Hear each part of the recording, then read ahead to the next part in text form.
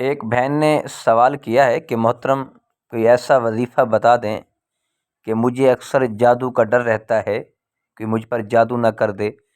تاکہ مجھے ایسا کوئی وظیفہ بتاتیں تاکہ اس جادو سے میں نجات پا سکوں، مجھے اس کی فکر نہ ہو، کوئی پریشانی نہ لاحق ہو، پلیز رہنمائی فرما دیں۔ جی السلام علیکم ورحمۃ اللہ وبرکاتہ۔ بہن نے جو وظیفہ پوچھا ہے، اور کوشش کروں گا آپ کو اچھے طریقے سے اس وظیفے کے متعلق آگاہ کر سکوں، تو آپ غور سے سنیے گا، انشاءاللہ اللہ پاک اپنے فضل سے کرم فرمائے گا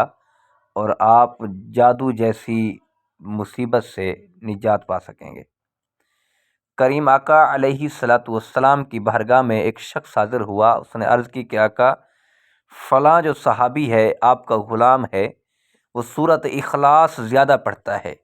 یعنی قل هو اللہ احد اللہ الصمد لم یلد ولم یولد ولم یکن لہ کفوا احد، یعنی یہ زیادہ پڑھتا ہے، اس کے ساتھ کیا اس کی فضیلت زیادہ ہے؟ یہ کیا مسئلہ ہے؟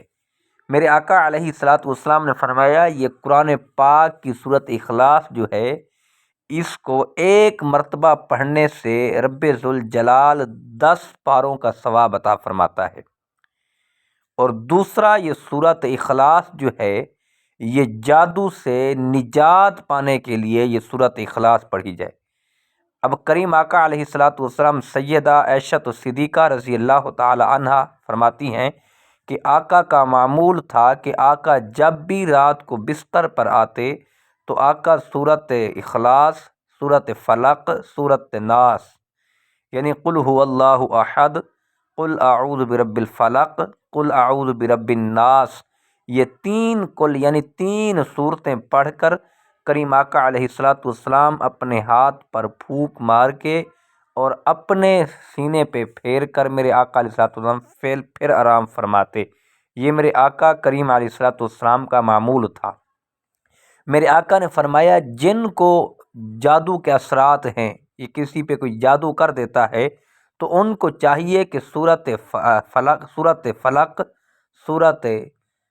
اخلاص، سورۃ فلق اور سورۃ ناس، یعنی آخری جو قرآن پاک کی 3 صورتیں ہیں، یہ 3 صورتیں پڑھ کر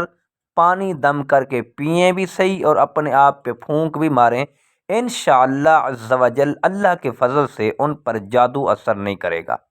ٹھیک ہے۔ اور دوسرا، روایت میں آتا ہے کہ کریم آقا علیہ والسلام نے فرمایا جتنا سورۃ اخلاص زیادہ پڑھو گے، سورۃ اخلاص پڑھ کر رب ذوالجلال سے جو دعا مانگو گے رب پوری کر دے گا۔